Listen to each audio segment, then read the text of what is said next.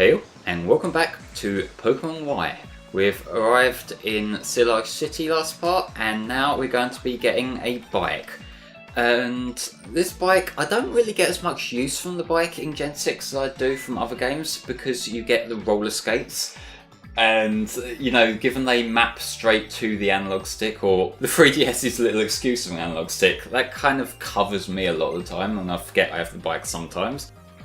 Yeah, plus sometimes on rare occasions you've got the pipes you can grind on, and then you've got to go through the effort of putting the bike away, and then just going back to the rollerblades. It's like, more often than not, I did just stick to the analog stick.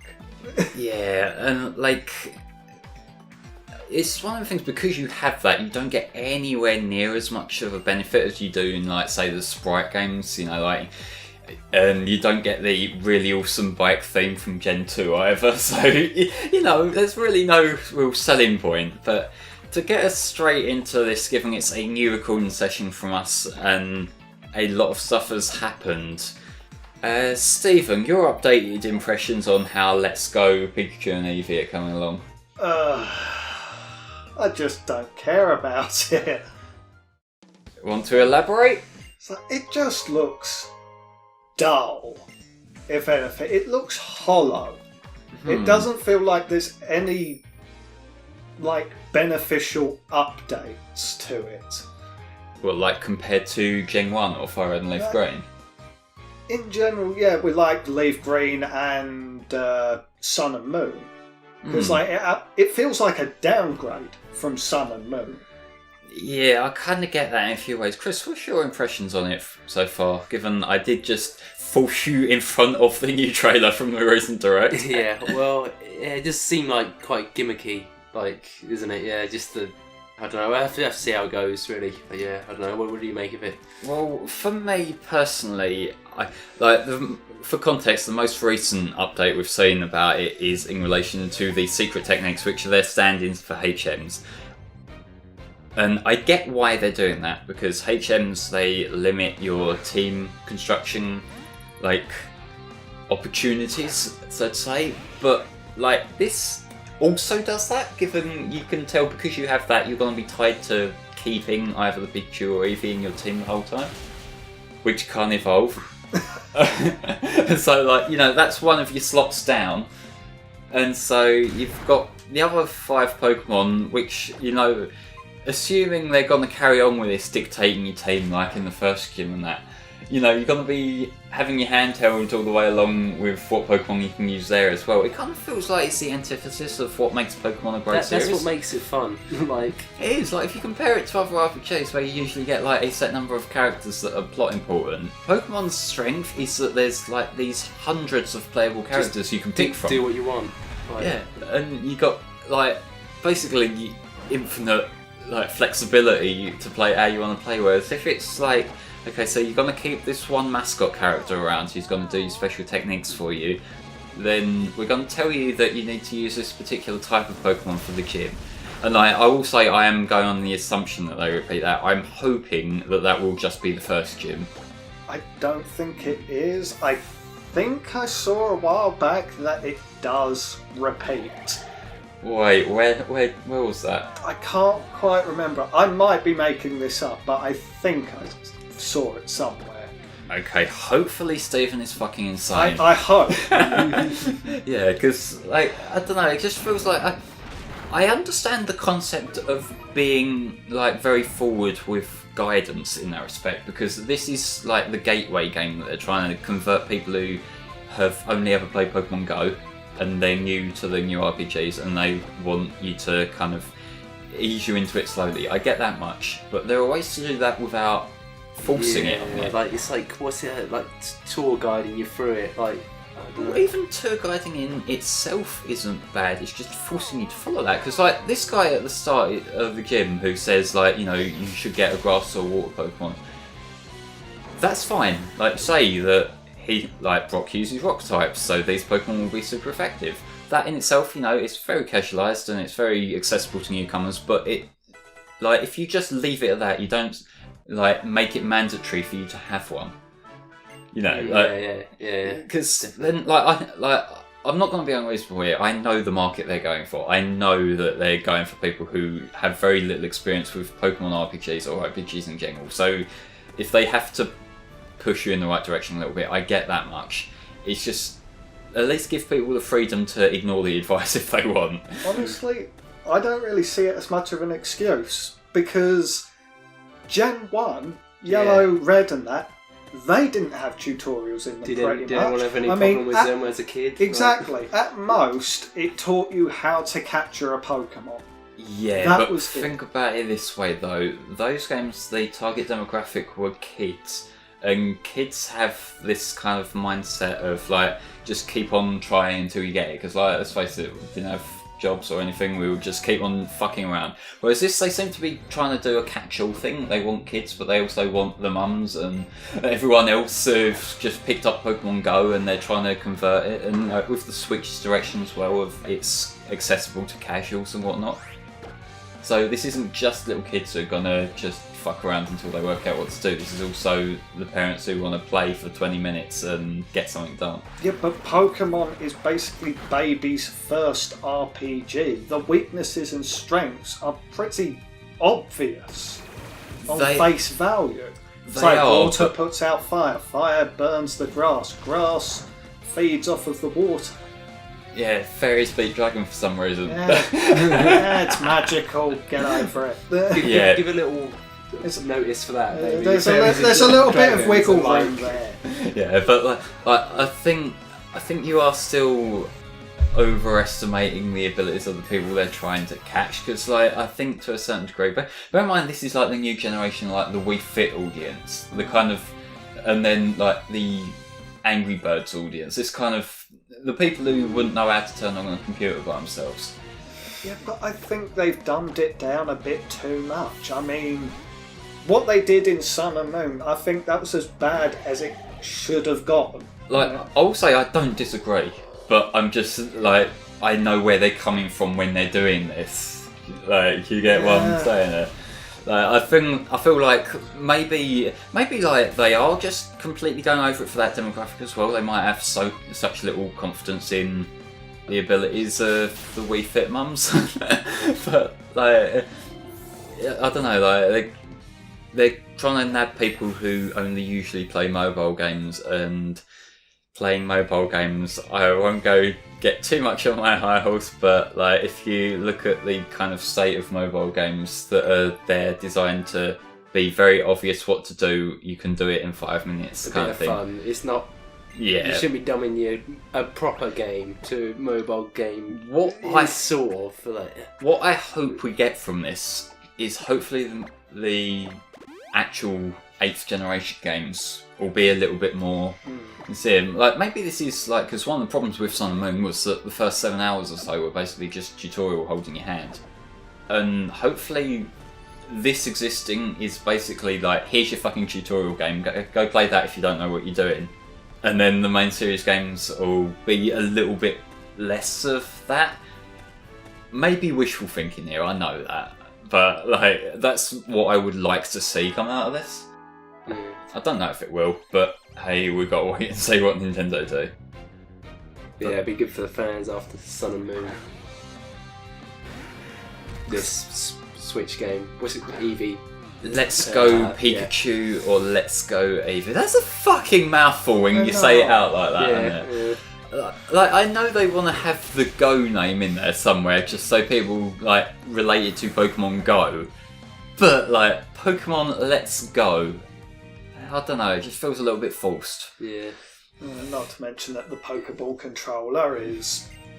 Oh yeah, buy this new controller for a Mew. It is a single Joy-Con. It's useless outside of the game. Does it even attach to the thing?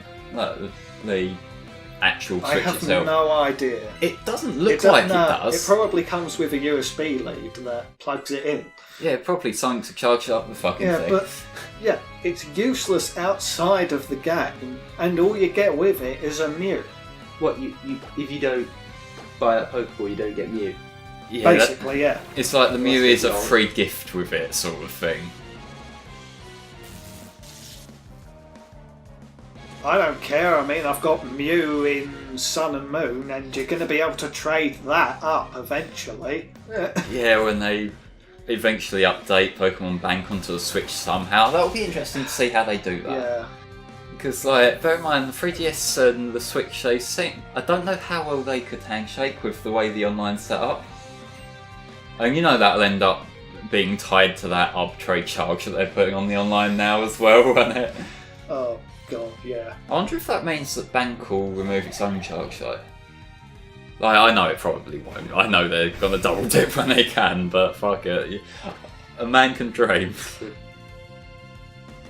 But yeah, the other thing, like, I know we've been bitching about this for 10 minutes, but like, the other problem I have with Pokemon Let's Go, that art style. I don't hate it, but I'm not mad over it. It should look better.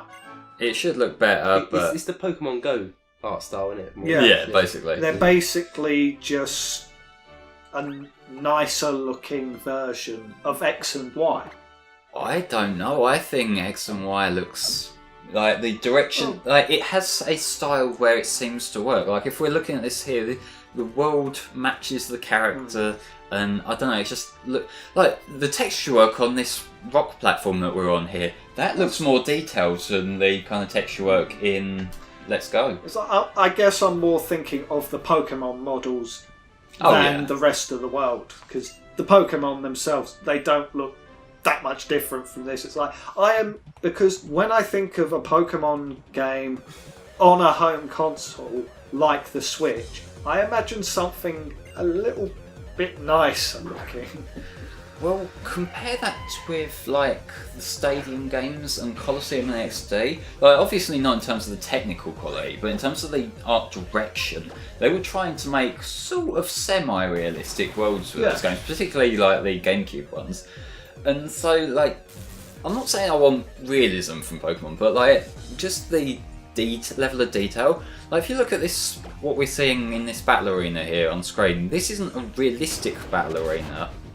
But if you look at like the direction on the rock sections in the back and the waterfall and that, they're not just very basic textures, are they?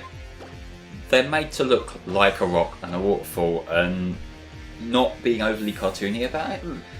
And this is where I wish I understood how to properly get my point across with art, because I know what I'm trying to say, but I'm saying it like a proper retard here, I'm not gonna lie.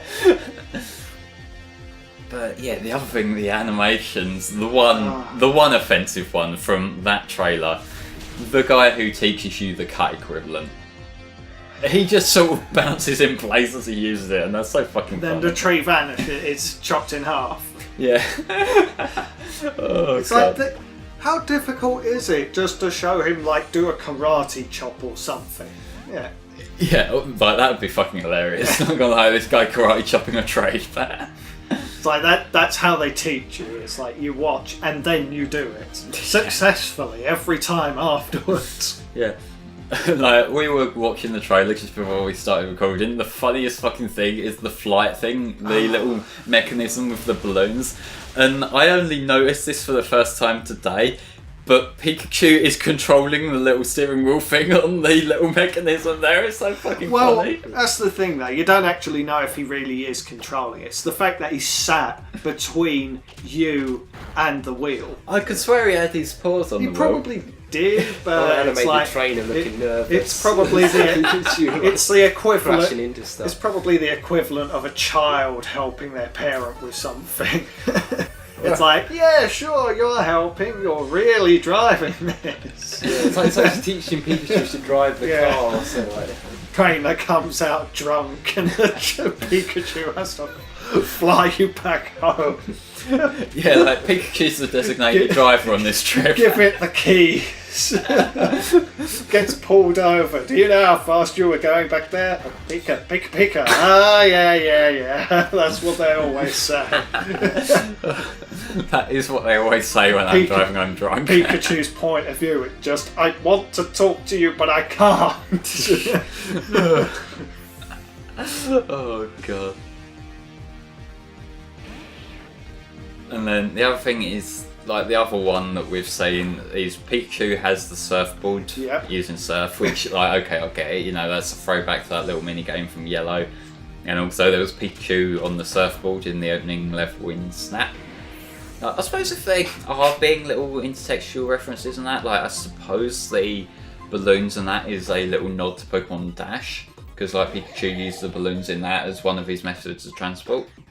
Plus, there is also a Pikachu that learned Fly in Yellow. Yeah, and there was also the trading card Flying Pikachu and Surfing Pikachu, which that's like a bit of an obscure thing, and I don't think that's what they're going to have on their mind there, given they're out of print, but you know, like, there's been a few interesting Pikachu cards over the years. Like, there was also that birthday Pikachu one, which got banned from tournaments because one of the, well, its attack that it could use would get a boost if it was the player's birthday, and that had to be banned because there is no way to prove that it was the player's birthday. Oh, that's brilliant. Would that be a thing where you have to like bring your fucking passport or some shit to play the game? Like, yeah, it's my birthday, I can do extra damage today. Oh, fantastic. Yeah, that's funny. About 120 other people came through saying it's their birthday today. Yeah, it's like, it's everyone's birthday today. Also, wasn't it your birthday at the regionals last week? Oh, shit, we've only ordered 5 cakes. Oh, God. And they're all bought from Tesco, so you know they only serve up to 20 people each. Hey, like, to be fair, cheap birthday cakes do the job. Like, they say they serve up to 20 people. Let's face it, it's 10 slices. Yeah. so what you're saying is you're a greedy bastard, I get it. Yeah, let's be real here. When something says, like, serves 4, no, it's a fucking meal. It's one person's meal. So every year it's like, oh, serves up to 24 people. It's going to be wafer thin. I'm glad you're skimping a bit there, because I don't think I have 24 friends.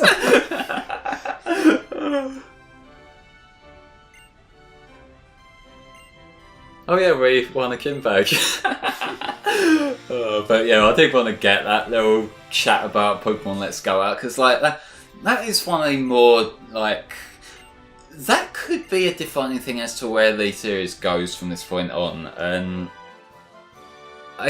if it's supplementary, I guess it's inoffensive. Like, I know I've been shitting on it a lot throughout this part, but like, I will play it. I will give it a shot. Just because, like, you know, it's Pokemon. I want to get a feel for it and like give it its fair shake and whatnot. I'm concerned about it being too handholdy and whatnot, but you know, like, I'll form a proper opinion once I've played it for myself. These are naturally just impressions, and this video's not going to get delayed by like 6 weeks, so hopefully this will be like fairly relevant when this video goes up. Yeah, we've just got a little bit more time to kill while I talk to the guy who is the guy in Let's Go who would stop you from entering this unless you have a water or a grass type. Why is it only water or grass? Why don't they say, like, oh, you got a ground type, that's fine? Or like, a fighting type, because at that point you should be able to get Mankey. Yeah, that was like usually my strategy, to get like either a Mankey or like, I'd have a Mankey on my team and I'd have one of the Nidorans on my team that I'll catch from that little patch of grass like to the west of Viridian. Because one of them can learn double kick. So. Yeah, like, so if you get that and then that sort of covers you. But I guess they're trying to simplify that. I hope that doesn't mean they've simplified the type charts. I don't see how they could. It's simple. It's as simple as it could ever get. Well, we thought Pokemon as it stands was as simple as it can get, but you know it is. But I suppose we'll see. I don't know, I think they would know better than to leave that alone, especially if it's going to be trading over to the main games, but we'll see. But yeah, ladies and gentlemen, join us next time where we'll be making our way toward Route 10. We may be seeing some interesting geological, I guess, phenomena. We'll see you then.